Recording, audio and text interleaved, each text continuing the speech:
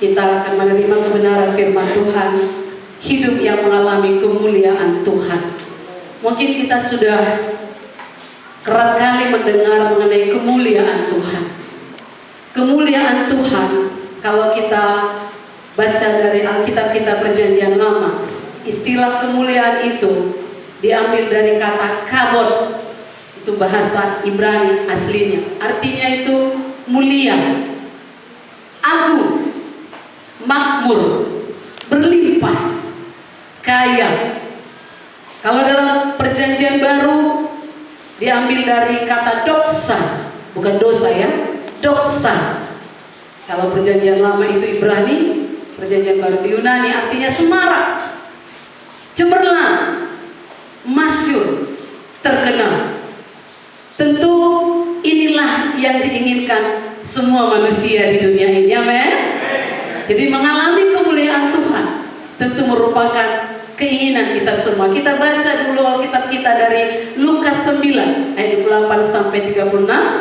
Kita bergantian membacanya. Ada 9 ayat, saya mulai ayat 28. Kira-kira 8 hari sesudah segala pengajaran itu, Yesus membawa Petrus, Yohanes, dan Yakobus lalu naik ke atas gunung untuk berdoa.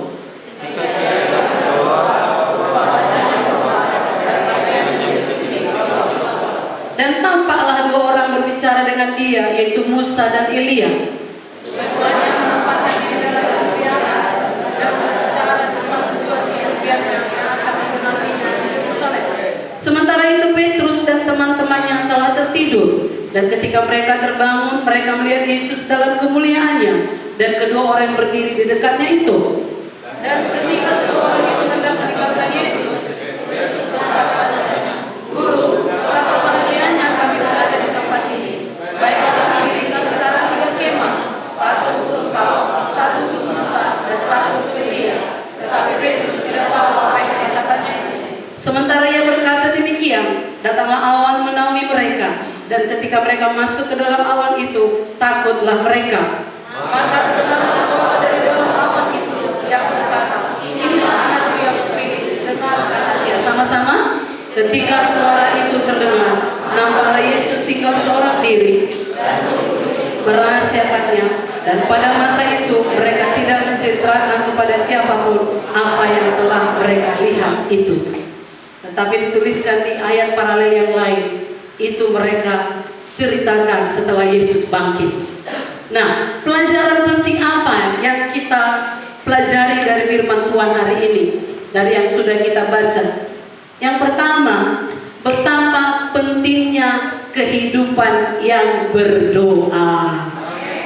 Tadi kita sudah baca ayat pertamanya di 28. Yesus mengajak 3 orang muridnya. Para ahli Alkitab berkata 3 orang ini walaupun ada 12 murid, tapi 3 ini terdekat, yaitu Petrus, Yakobus, dan Yohanes.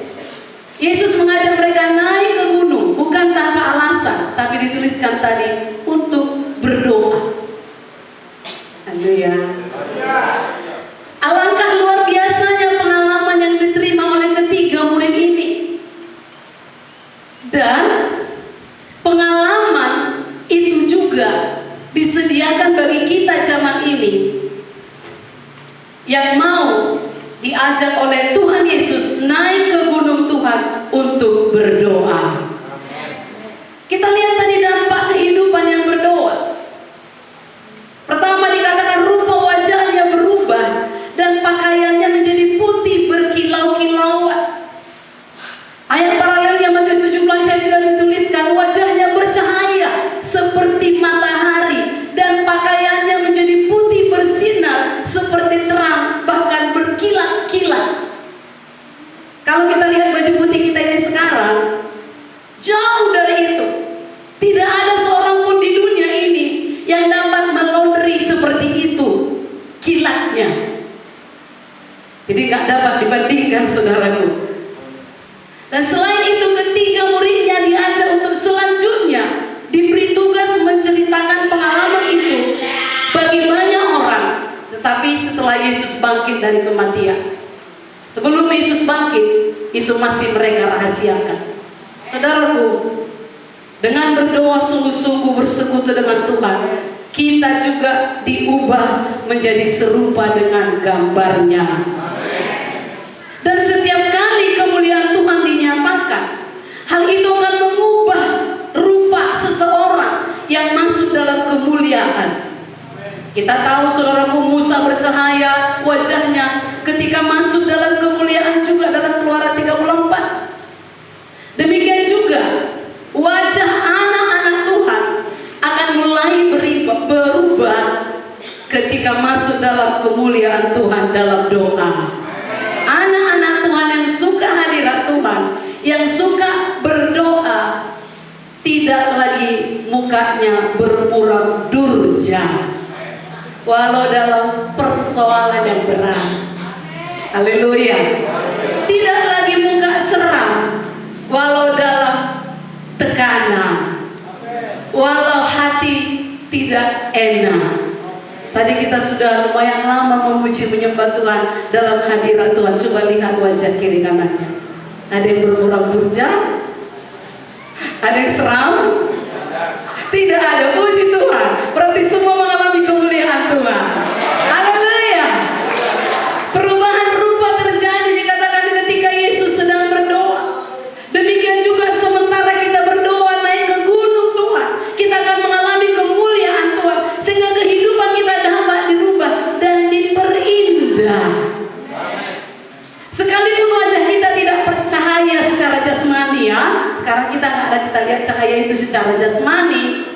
Namun dengan iman kita dapat mengerti bahwa tiap kali kita berdoa, tiap kali kita bersekutu dengan Tuhan, tiap kali kita masuk hadirat Tuhan, maka Tuhan mengerjakan sesuatu dalam hidup kita. Kita baca 2 Korintus 3:18. 2 Korintus 3:18 sama-sama. Dan kita semua mencerminkan kemuliaan Tuhan dengan muka yang tidak terselubung. Dan karena kemuliaan itu datangnya dari Tuhan yang adalah Roh, maka kita diubah menjadi serupa dengan gambarnya dalam kemuliaan yang semakin. Jadi makin lama ikut Tuhan, makin besarlah kemuliaan kita. Jangan makin lama ikut Tuhan makin terpuruk. Itu tipuan iblis. Jangan mau, amin. Dan dalam Kejadian 1:27 kita diciptakan segambar dengan Tuhan. Kemuliaan itu datangnya dari Tuhan, dan kita diubah rupa kita menjadi serupa dengan gambarnya. Makin lama makin indah. Haleluya. Itu dampak yang pertama. Dampak yang kedua, Tuhan pasti menggenapi janjinya. Tadi kita baca ayat 30-31, dan tampaklah 2 orang berbicara dengan dia, yaitu Musa dan Elia.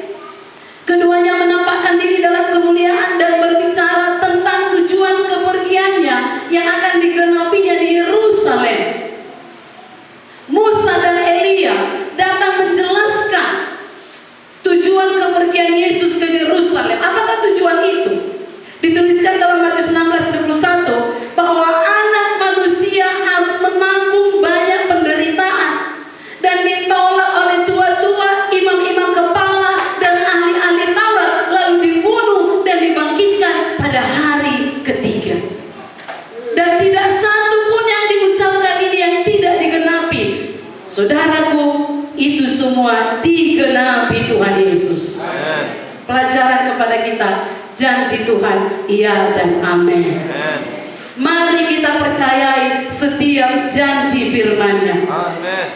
Ketika kita berdoa bersekutu dengan sungguh-sungguh dan mengalami kemuliaan Tuhan itu, maka janji itu diteguhkan bagi kita. Karena firman-Nya berkata, firman Allah tidak mungkin gagal. Haleluya. Berkat schedule hari ini saya share tadi, Tuhan yang berjanji, Tuhan genapi, tapi kita juga harus mengikuti aturan Tuhan. Jadi semua janji Tuhan pasti digenapi. Sama seperti Allah mengutus Musa dan Elia. Ngapain? Memberikan penjelasan pada Yesus. Maka demikian pula Dia, Tuhan, akan mengirimkan Roh Kudus-Nya bagi kita yang mau naik ke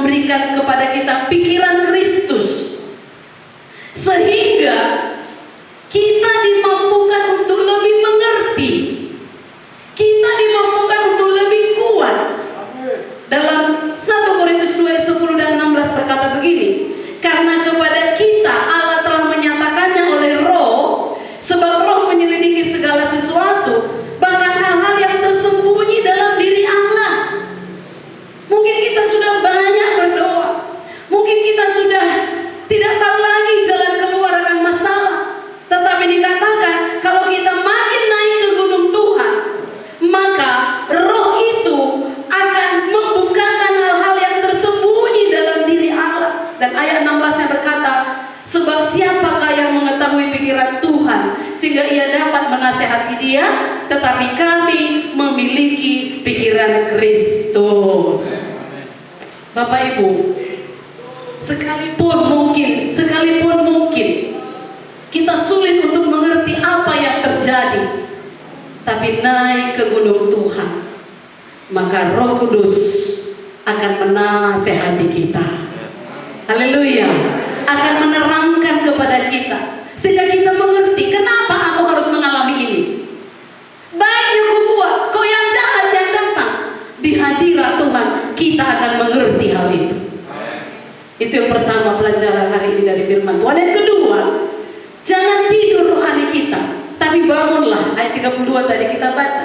Memang naik ke gunung itu capek, melelahkan, sehingga Petrus dan kedua temannya tertidur.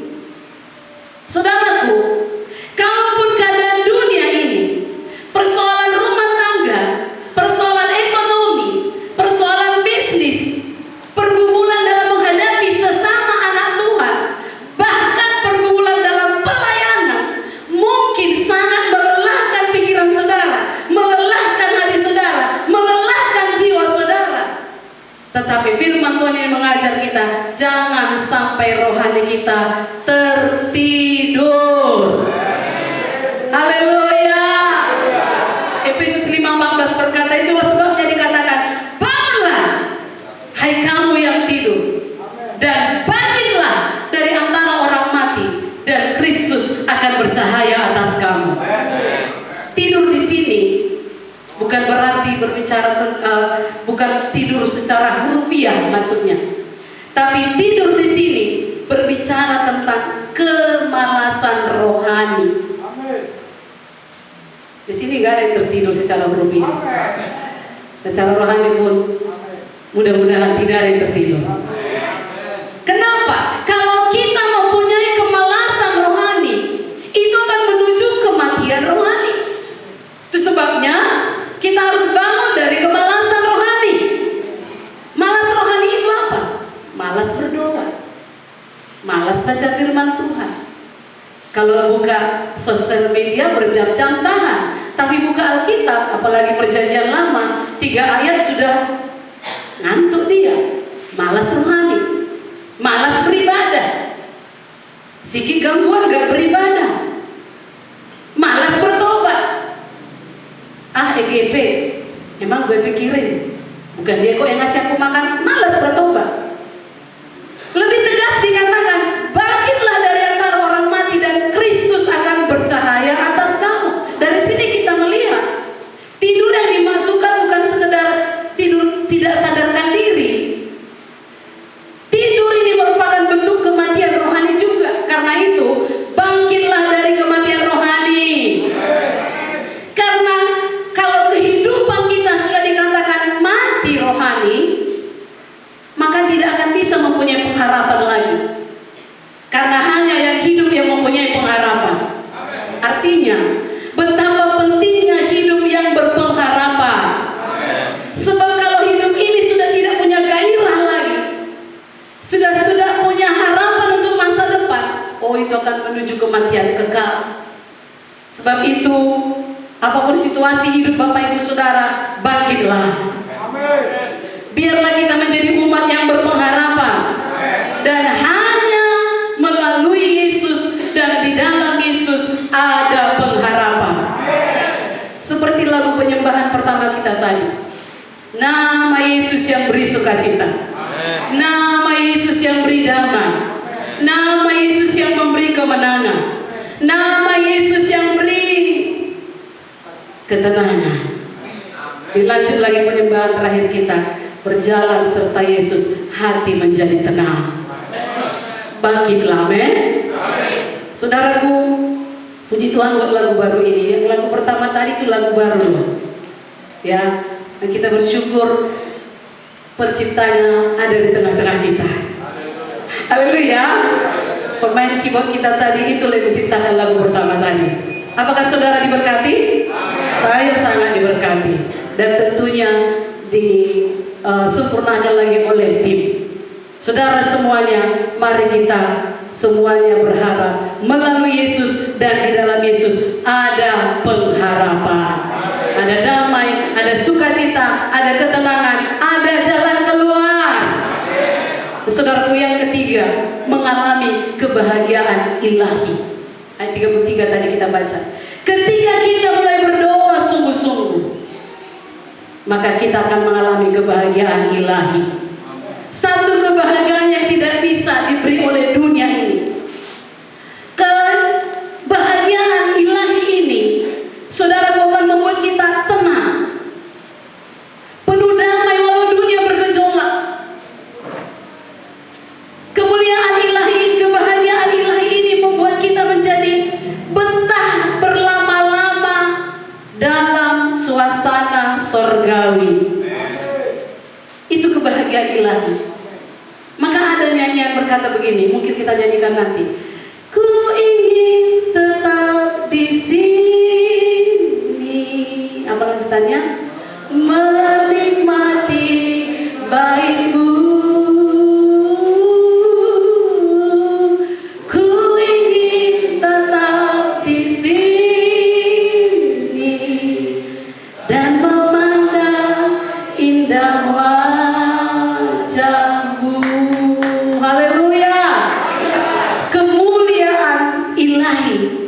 Membuat kita betah di hadirat Tuhan. Adalah dipertanyakan kerohanian seseorang kalau nggak suka memuji menyembah Tuhan. Mazmur 1 mengajarkan kita supaya jangan kita lebih betah duduk dengan orang pencemooh, supaya jangan kita lebih betah duduk dengan orang-orang yang tidak membangun iman kita, dengan orang-orang yang berusaha menarik kita jauh dari hadirat Tuhan. Tetapi Mazmur itu mengajarkan, betahlah berada di hadirat Tuhan yang mendatangkan kemuliaan Tuhan dalam hidup kita. Itu sebabnya kalau saudara punya persoalan, kalau saudara punya tekanan, jangan itu membuat saudara stres, tapi lari ke gunung Tuhan. Utang Tuhan pasti buka jalan. Kalau saudara sudah berlutut di hadapan Tuhan, air mata menetes, tenang hati saudara. Enggak geram, enggak ingin membalas, enggak mengutuk, enggak berkata-kata kotor, tetapi saudara akan mulai memberkati. Poin selanjutnya, pilihan Tuhan. Di ayat 35 tadi berkata, maka terdengarlah suara dari dalam awan itu yang berkata, inilah anakku yang kupilih, dengarkanlah dia. Artinya, supaya kita menjadikan Tuhan Yesus sebagai Raja kita, sehingga apapun yang Tuhan mau, itulah yang kita kerjakan. Apapun yang Tuhan firmankan, itulah yang kita kerjakan. Dengarkanlah dia. Berarti juga kita mendengarkan apa yang Tuhan ajarkan, juga melakukan sungguh-sungguh apa yang sudah kita dengar.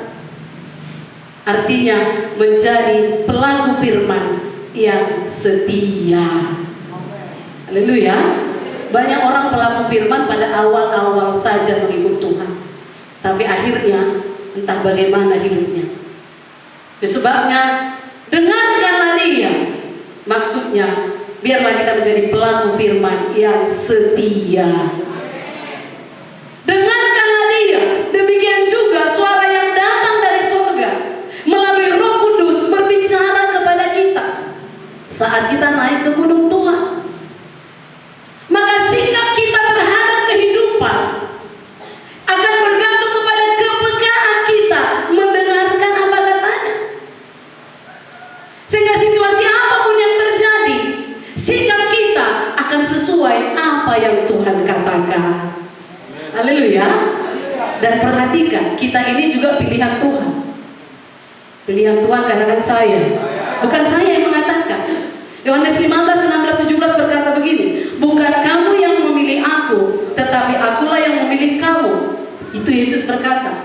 Dan aku telah menetapkan kamu supaya kamu pergi dan menghasilkan buah, dan buahmu itu tetap. Supaya apa? Supaya apa yang kamu minta kepada Bapa dalam namaku, diberikannya kepadamu. Inilah perintahku kepadamu, Kasihilah seorang akan, nggak ada dibilang bencilah seorang akan yang lain, apalagi itu jahat kepadamu. Inilah perintahku. Tadi kita dengarkan di atas, dengarkanlah dia. Kasihilah seorang akan yang itu kunci mengikut Tuhan. Mengasihi Tuhan dan mengasihi menyala pun di dalam ini, karena sesuatu mungkin saudara diperbuat kepada saudara, dengarkanlah perintah ini. Kasihilah seorang akan yang lain. Haleluya. Jadi kalau kira-kira ada orang yang membuat saudara jengkel, gak ngerti saudara kenapa itu terjadi, kasihi aja. Kalau bisa nanti pulang gereja kasih bakso, ajak dia makan ayam penyet, ayam geprek dan lain sebagainya. Kasih dia minum jus. Suami istri misalnya benci-bencian tadi mau ke gereja, itu biasa itu. Ya, yang urusan anak lah, yang urusan baju lah, yang urusan kaos kaki lah. Ya, bisa marah mau ke gereja. Nanti pulang gereja, ayo makan dulu kita. Buyar semua kebencian tadi. Haleluya. Saudaraku, aplikasinya dalam hidup kita, ketika kita mau mendedikasikan waktu untuk berdoa sungguh-sungguh, mendedikasikan itu berarti bukan terpaksa, bukan karena diancam dulu, bukan karena ada dulu masalah, tetapi memang kita menyerahkan diri untuk berdoa sungguh-sungguh, naik ke gunung Tuhan. Maka sesungguhnya kita selangkah lebih dekat untuk mengalami kemuliaan Tuhan dalam hidup kita. Ketika kita mulai membangun persekutuan yang intim dengan Tuhan, maka rohani kita akan dibangun. Iman yang tadinya letih lesu menjadi kuat. Pengharapan yang tertidur akan dibangunkan sehingga kita punya pengharapan yang baru dan kokoh. Roh yang mulai redup dihidupkan kembali. Haleluya. Naik ke gunung Tuhan, berdoa every day. Bahasa Inggris kita sekali-sekali. Setiap, jangan hanya sekali seminggu.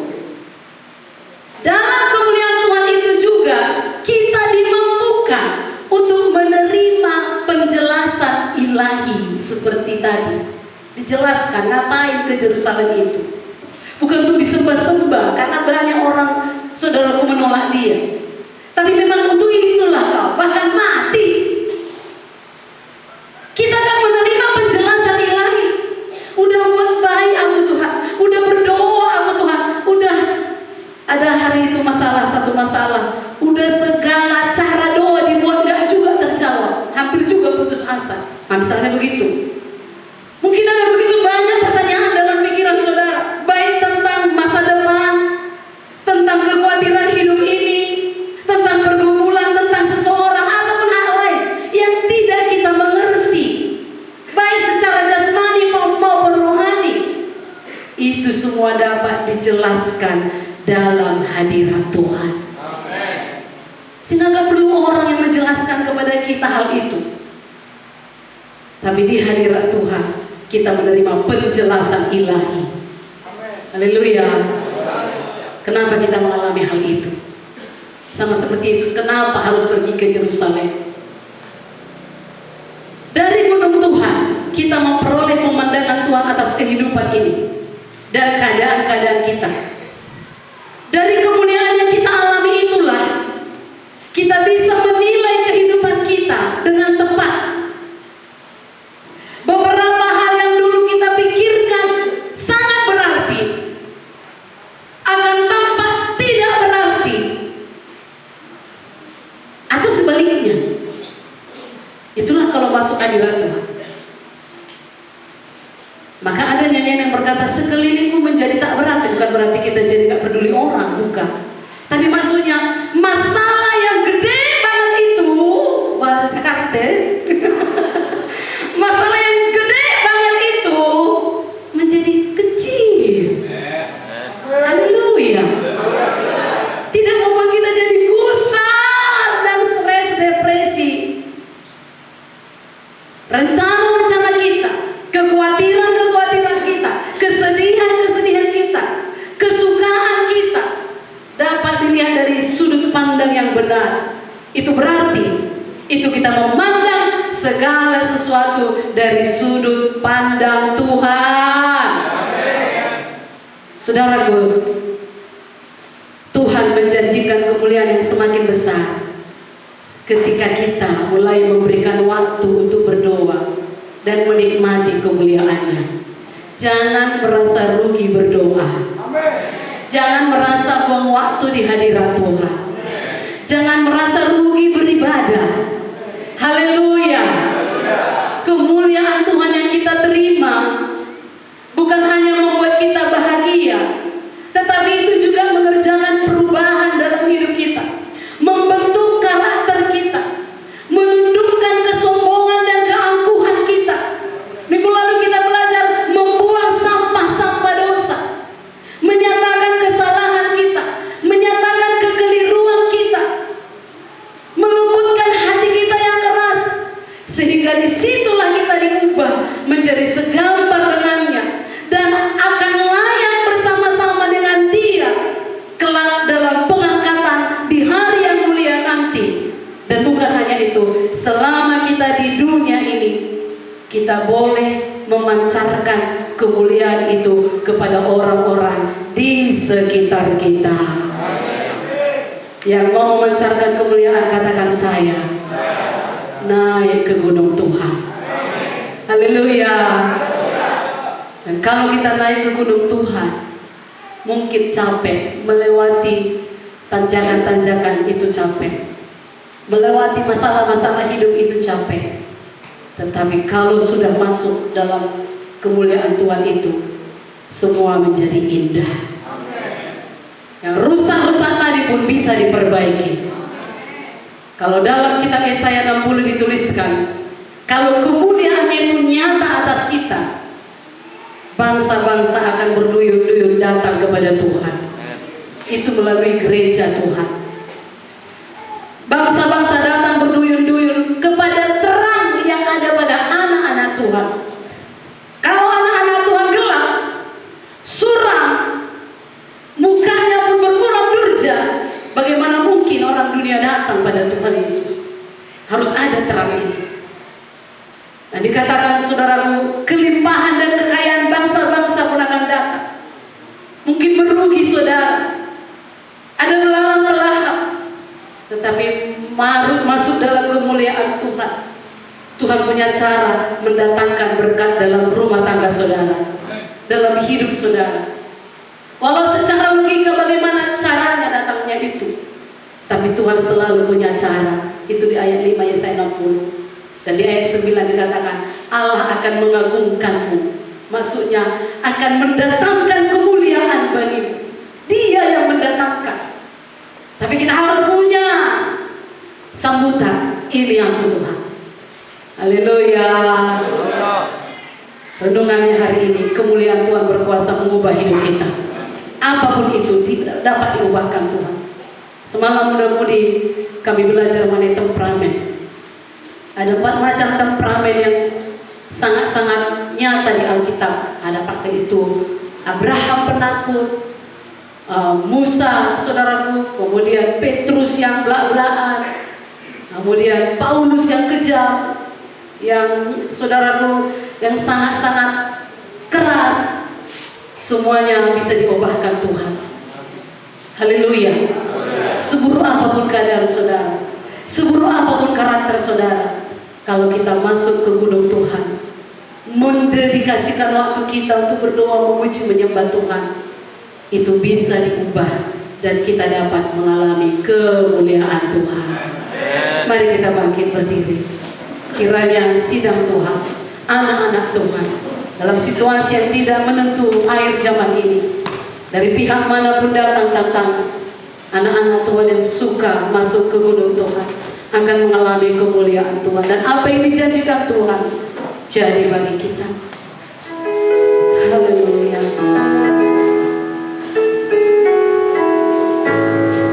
Mari kita berikan tepuk tangan yang terbaik ya Tuhan.